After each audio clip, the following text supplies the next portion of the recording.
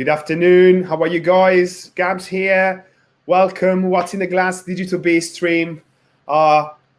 We are on Thursday, so that means that we already did lovely live stream for this week. I really recommend you to check it out with who we went live. We went live with Duration yesterday. We went live with some of the lovely peeps along this week and the one before.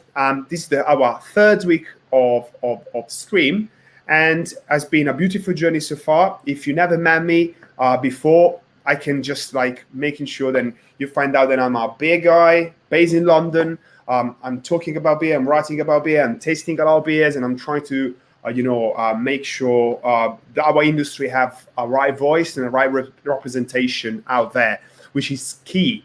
And I would like to also say that if you aren't aware about the difficulties that our industry is having right now, well, there is a lot of difficulties at the moment in this industry. So giving visibility, speaking loud, talking with everyone, it's key. It's very important.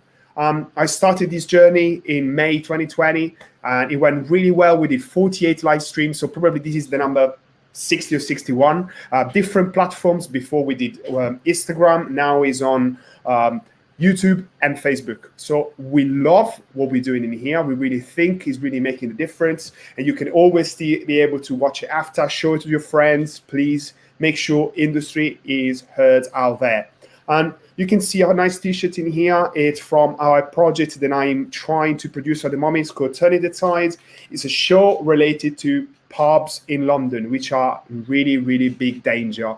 And the reason for that is very complicated. You need a 5 episodes series to explain all of that. So please check out our crowdfunding campaign. We are in our last 10 days, and you can support us there. Now, it's very interesting to speak with people in the beer industry, because you have people coming from very different experiences. The guest that we're having today is someone that I met various times between festivals, meetings, and when I was working at the bar. He represents a very important brewery from all around the world, and he does have a really large international experience. So I'm pretty sure he won't mind if I'm drinking a New Zealand beer, which is coming from Deep Creek Brewery, and it's a sour, because I need the sour from time to time, and it's been donated by the New Zealand Beer Collective. But the guest that we're having today is our lovely Sean, and he's working from,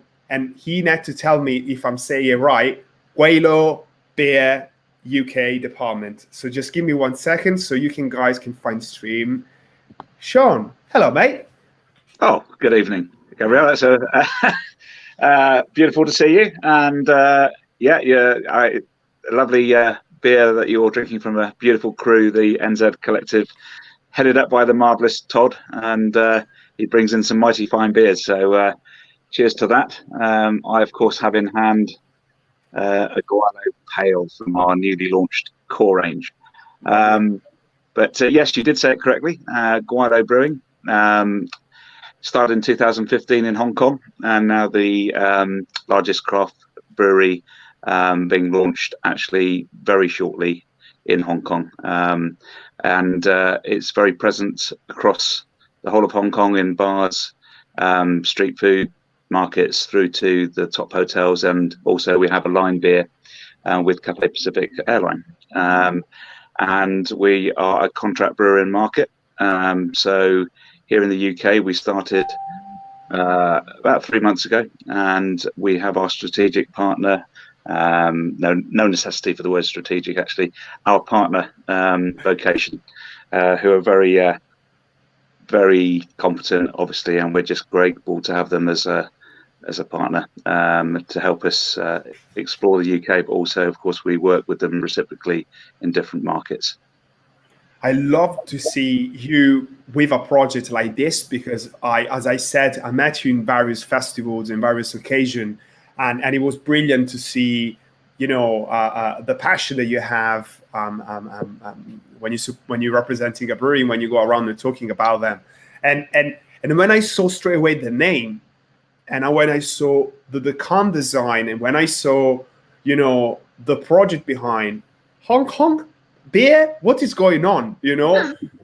It's very fascinating. So, like, first of all, if anyone watching us and doesn't know a lot about Asian culture and beer culture, can you say something about it? Because I don't know much at all. Yeah, it's in growth, but I think that we all appreciate that, certainly globally, and I don't want to just overly centre on the UK, but they have a limited range and of styles, and that's the reason that Gweilo have obviously advanced quite nicely over the last 5 years, is because they have this craft beer range and limited range which continues to build.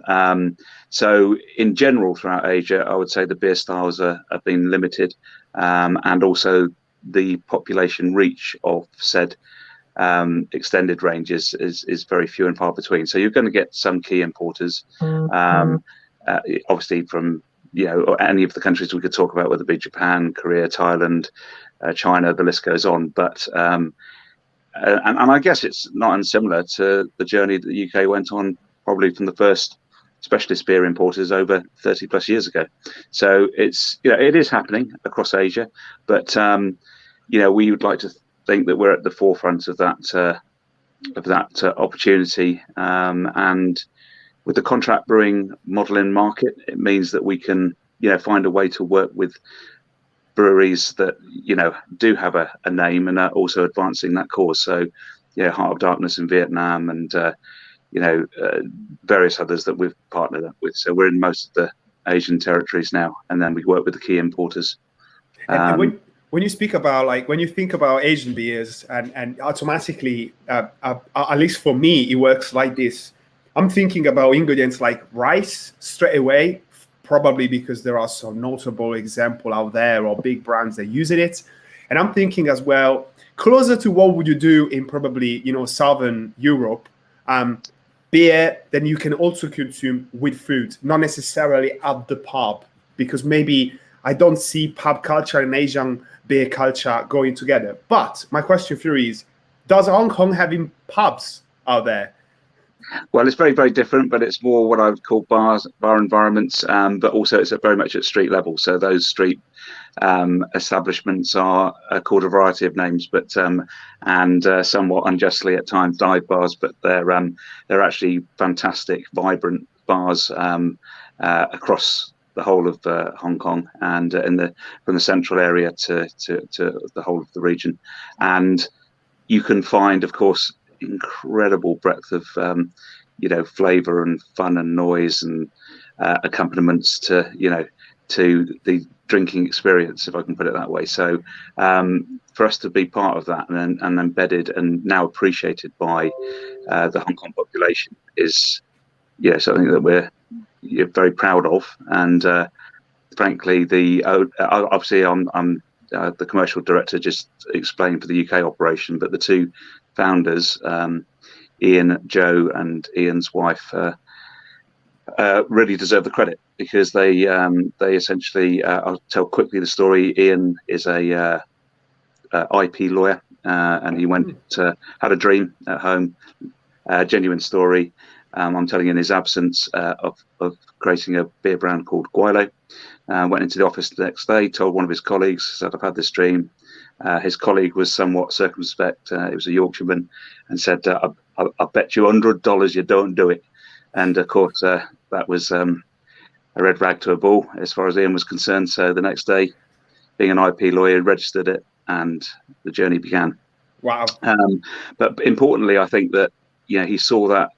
It's always these things that drive you, isn't it? When you're away from home, I should explain that Ian and Joe and his wife are British. They just felt that they wanted to bring the classic brewing knowledge and flavours of their home to the people of Hong Kong, and so that's how they started. And they founded it in 2015, and have just expanded and expanded and expanded. So, and I think the contract brewing model, I think the most obvious one, and you won't mind me saying it, in the UK market is probably Yeasty Boys, but I think we'll see a lot more of this, hopefully, going on around the globe, because if you actually underscore contract brewing, I think it's somewhat, again, unjustly tarnished. When by a reputation of, well, it's not actually the genuine import, when in fact what you're actually doing is getting the beer as fresh as you can to the population, and it is in fact the authentic recipes, and it's more about us being educative and explaining why we feel that we're making exactly the same beers in the UK market or any other contract brewing territory as to those in Hong Kong.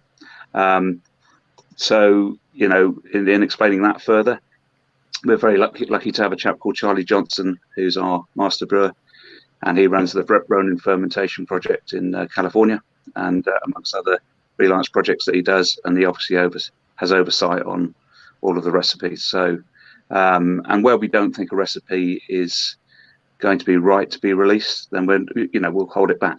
It's all about quality. I will go back to the relationship with Vocation through the core range, and again, I think it's a case in point where with Vocation there's a reputation for an off-trade operation, but Vocation are making some seriously good beers and have every intent to rejoin the on-trade fully when it reactivates, which is what we're all obviously intensely waiting for. I love the fact that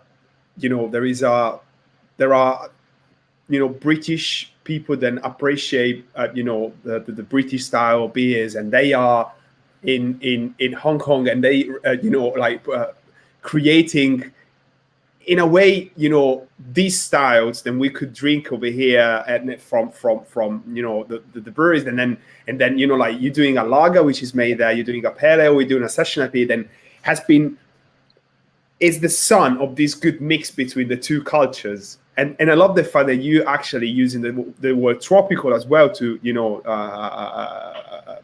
present your lager, and it makes sense. It's not just a tropical; it's coming from somewhere we could describe as tropical. So it really works, in my opinion.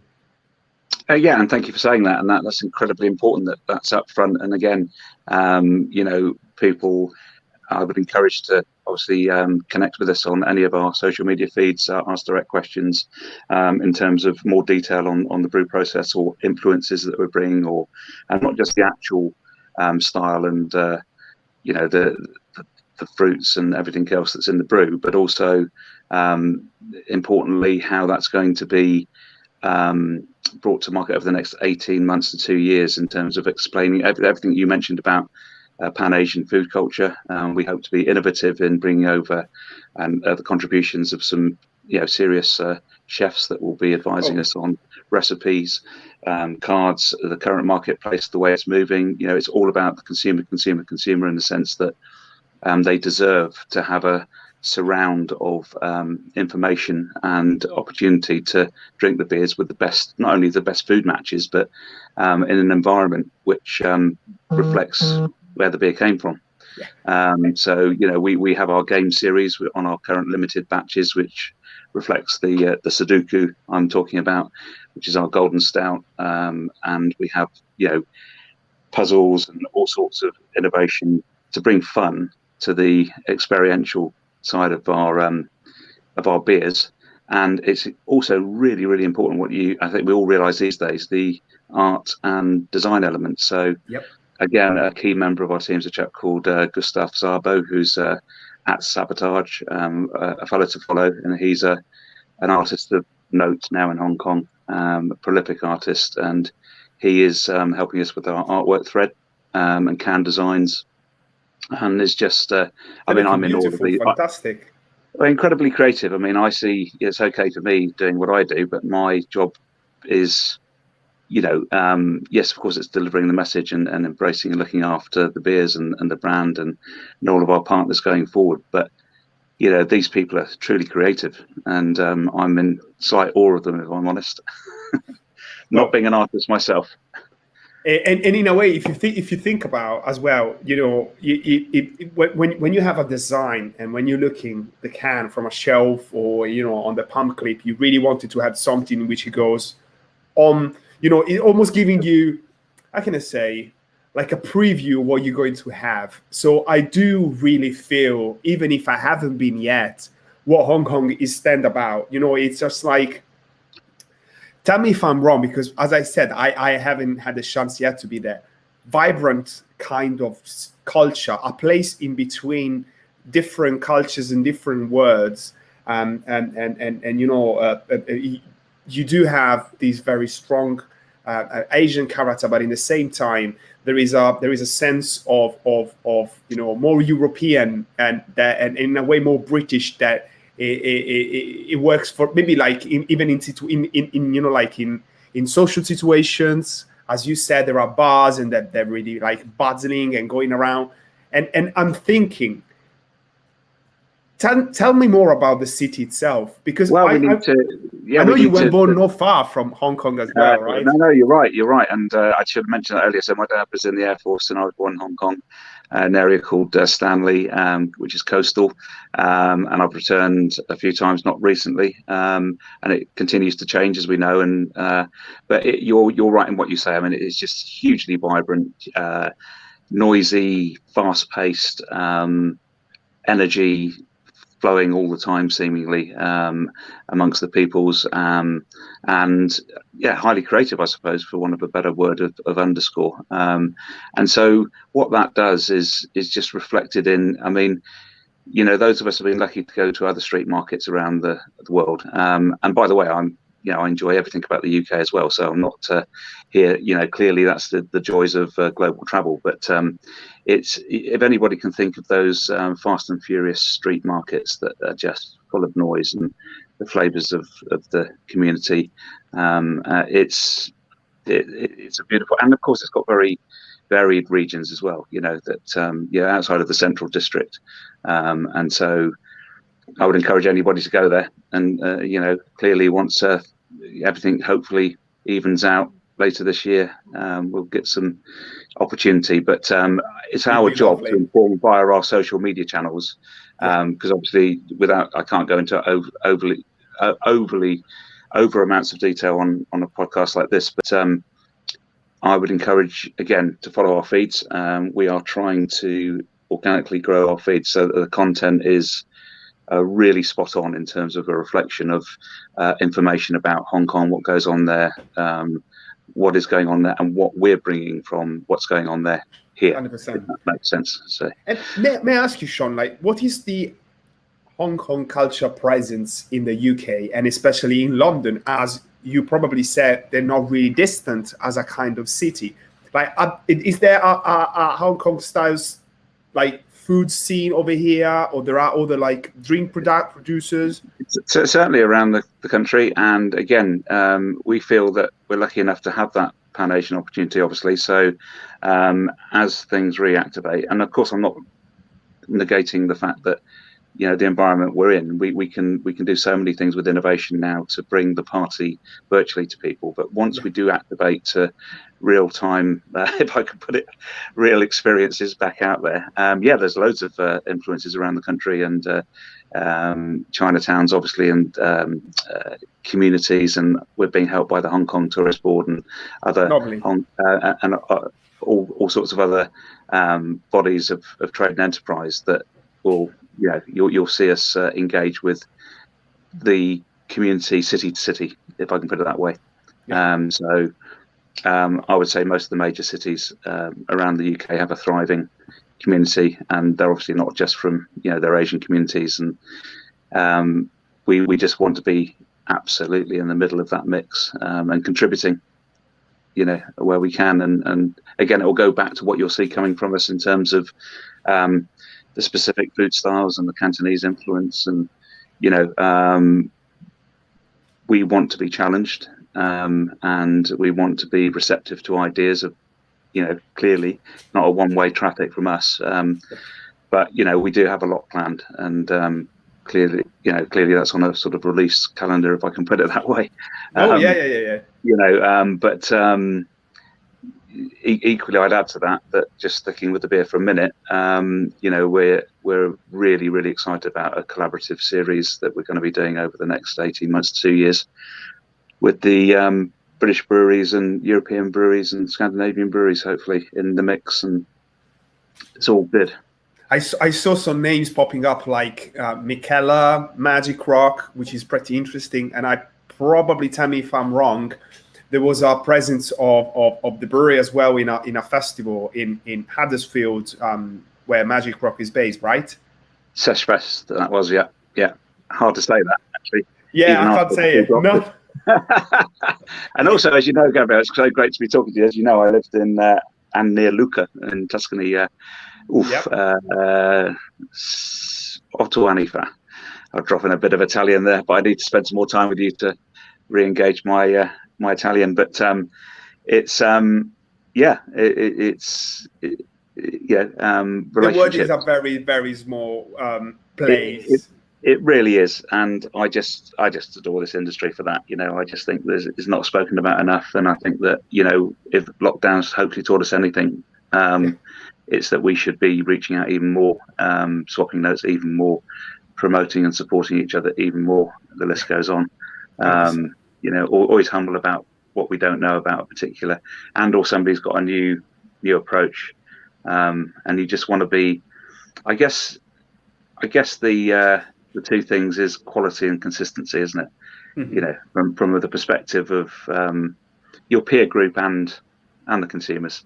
I think that's what we're, especially in these tricky times, you tend to go to your comfort zone of known products, if I can put it that way. Mm-hmm. And if drinking a Gweilo with your favorite Cantonese dish is one of those things in 18 months' time, then happy days.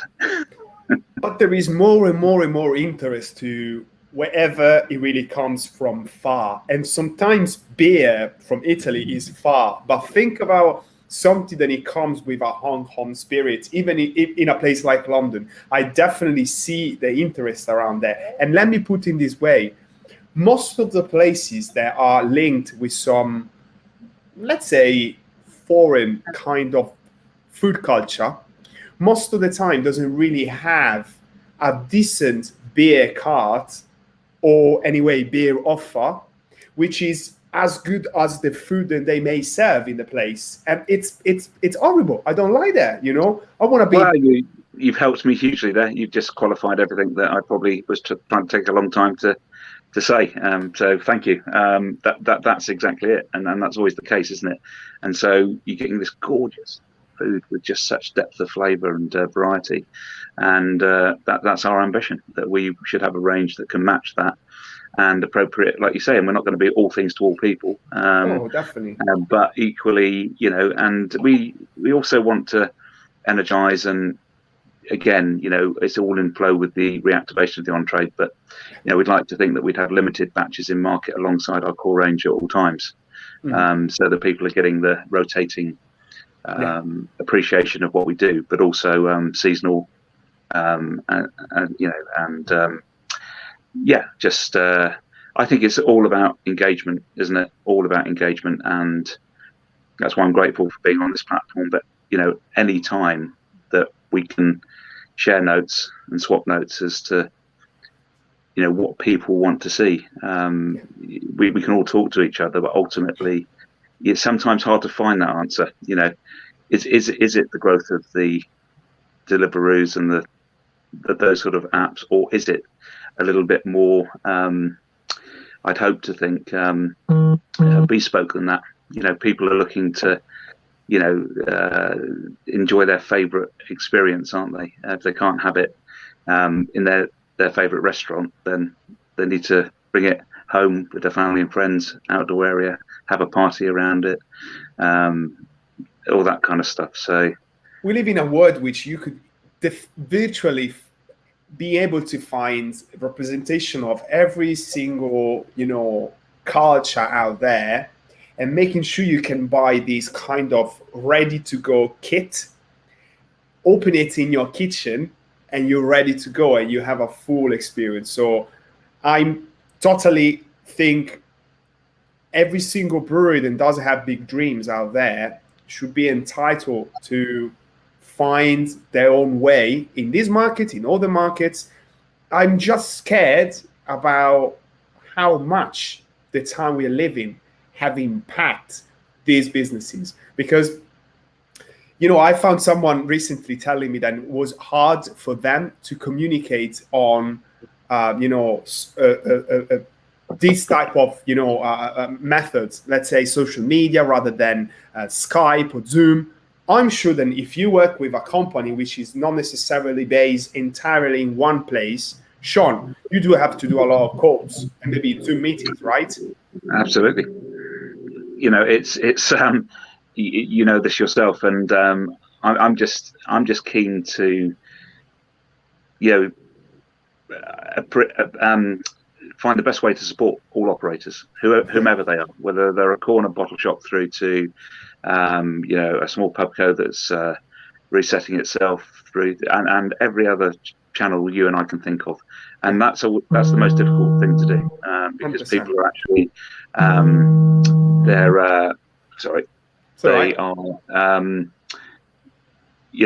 they're rightly sort of steadying their businesses. They're let's face it, they're in survival mode to a certain extent, or hibernation mode, and or just fine tuning, but not knowing the direction and the landscape and how it's going to look.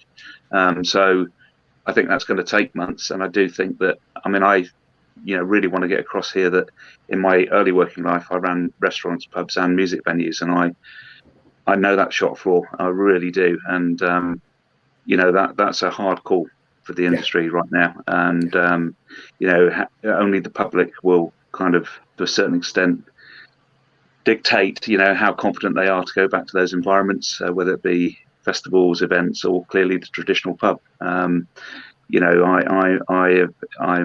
absolutely won over. It's in my lifeblood, the whole of the hospitality sector, but pubs in particular. And I do think it's a hard call to know, when they might come back in their original disguise, if I can put it that way. It's going to be difficult, but the innovation, what we're hearing from the operators, the design features they're putting in to accommodate this new world we'll be living in, not only under restrictions first, but also just going forward. They've been really planning for this, and we're all supercharged about the fact that the government needs to stand up and be counted in supporting this industry, because it's making phenomenal efforts of its own, despite a lack of support at the moment. Absolutely. It's one of the most common, reasons for pubs at the moment to be upset to not being able to, sleep well at night. But something that it's interesting from someone that doesn't have the experience that you have, and also capable to have conversations with all the operators and all the breweries, maybe even on the other side of the planet. Is there anything that you saw or you heard from the culture and the places in Hong Kong or in Asia in general, that you could see as interesting to potentially put it over here? Anything, whatever, even like... I think there's certainly not. There's more on what I could on the fly service, and in a good way, and there just needs to be that less rigid, in some environments, style of service, so that can, and that's always been required anyway, frankly, in some core pubs. Let's not negate the fact that some of the service styles and service standards across the industry aren't what they should be, and that's my view on the multicultural experiences I've had. Not to restrict that to Asia, but and you come from a culture that is highly service orientated in Italy.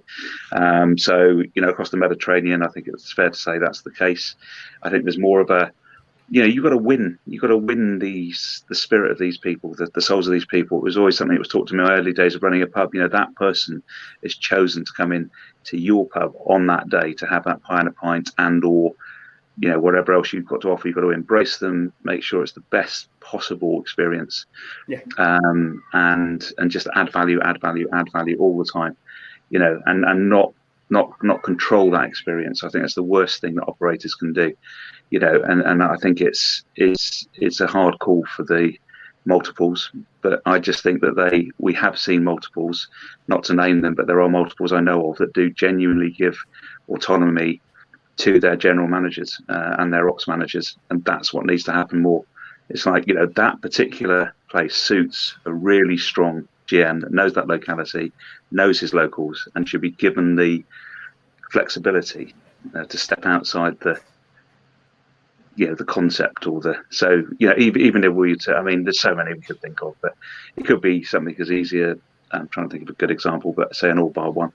Yep. You say, hang on, we know what the all bar one is, we know it's a brand, but equally it doesn't mean to, and I'm only using an example, by the way, not centering on it, and just give the GM the freedom if he's in a locality that and he can prove it, and let him grow his business and embrace his locals. It's what I call the sort of pipe to music scenario.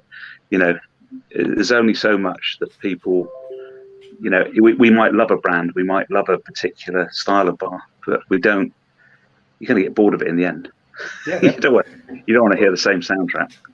But this is the main problem when I moved over here. I found a bit of the freedom which I used to find everywhere I used to go back in Italy, as you said, a bit, compromise, instead of having a bit more,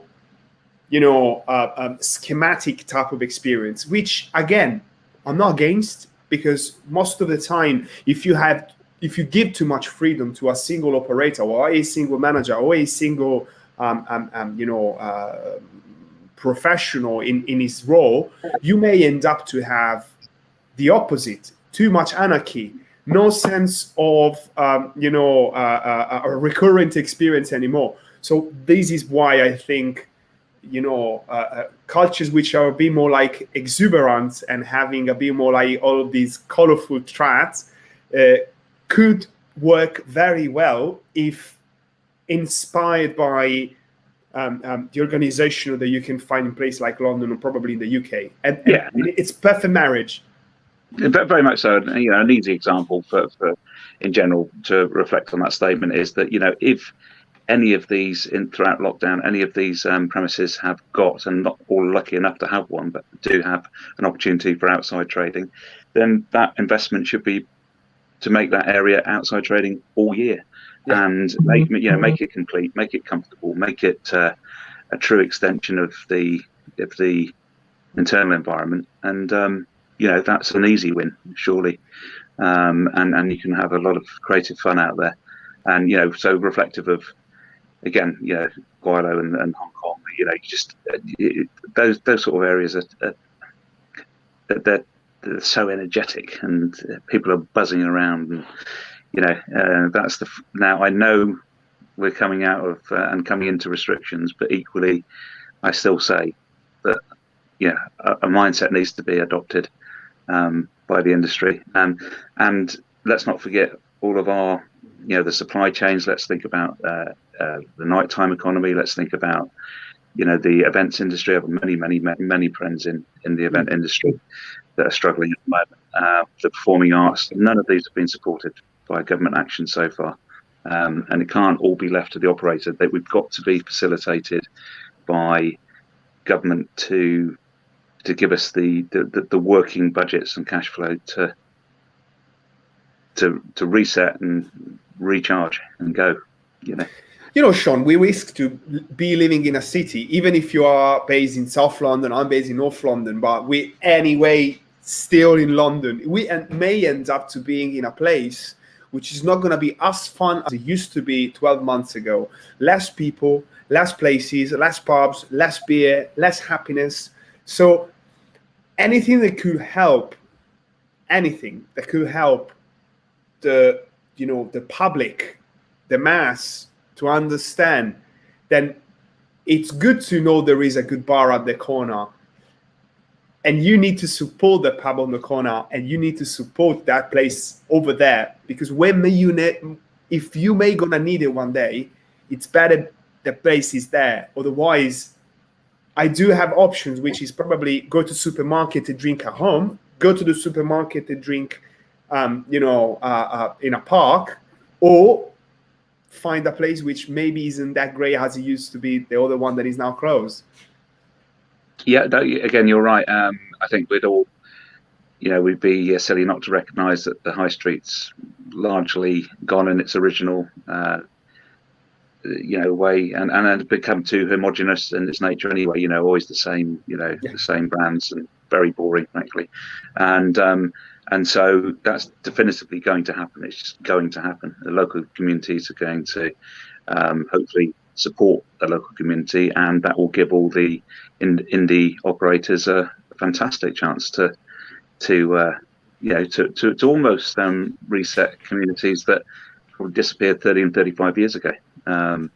And bring back the flavour and start to get to know each other more. I mean, even though I talk simply about my current neighbours, because of the WhatsApp group we started at the start of lockdown, I now know, without exaggeration, another 50 people on the road I live in than I did before, and that's because we all essentially said, look, where's the best place to get this? Or can you help me if you're going shopping for that? And the list goes on. And so, that's what I see happening. And even if we think about the great cities around the UK, I'm afraid those central areas they're going to come back very, very slowly. So,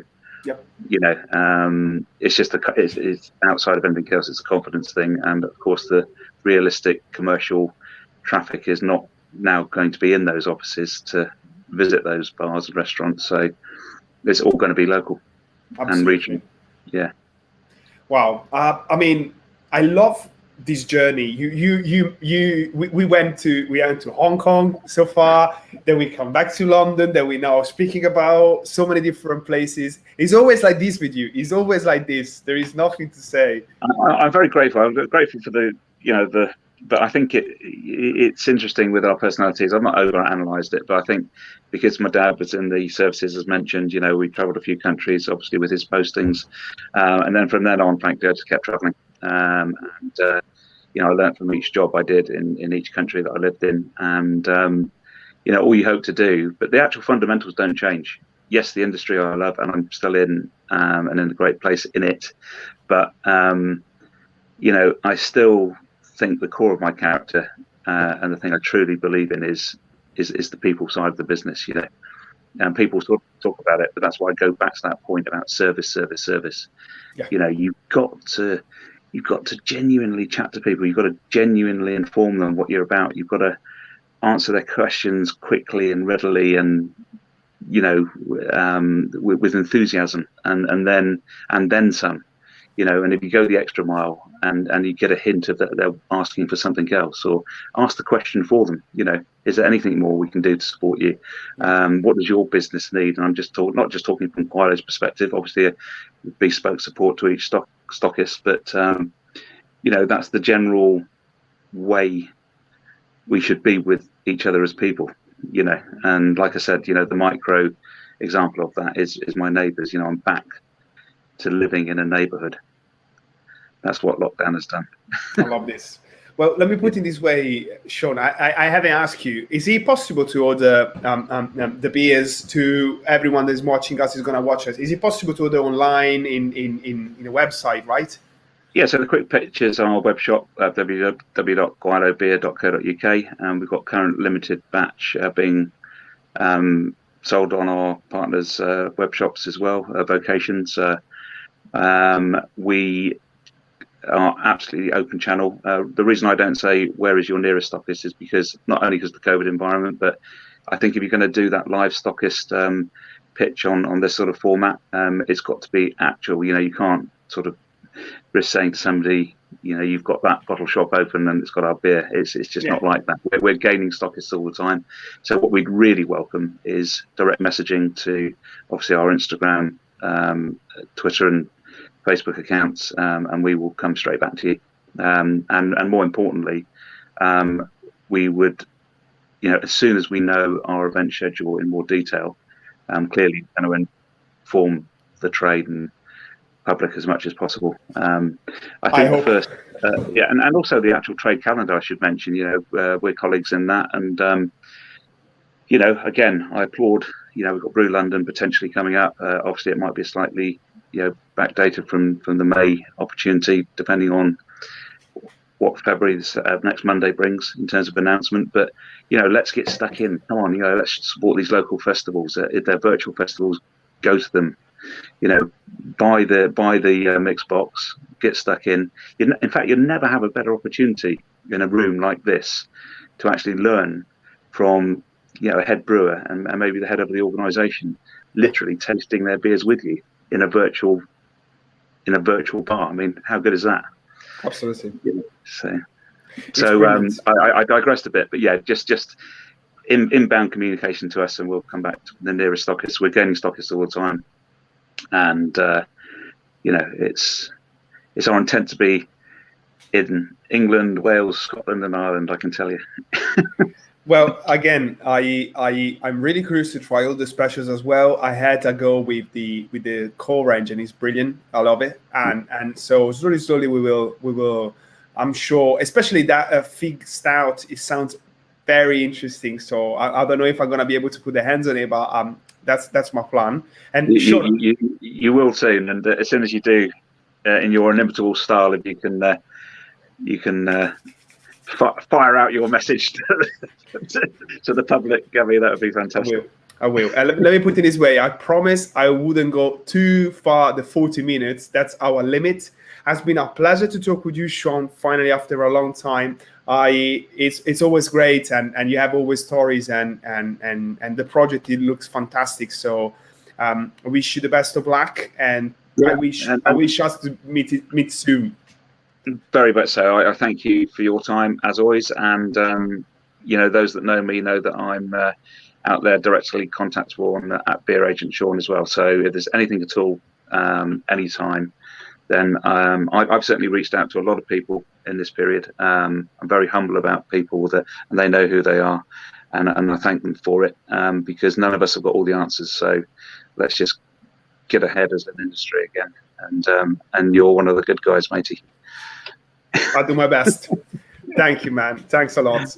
Cheers, guys. Have a lovely evening, everyone. Cheers.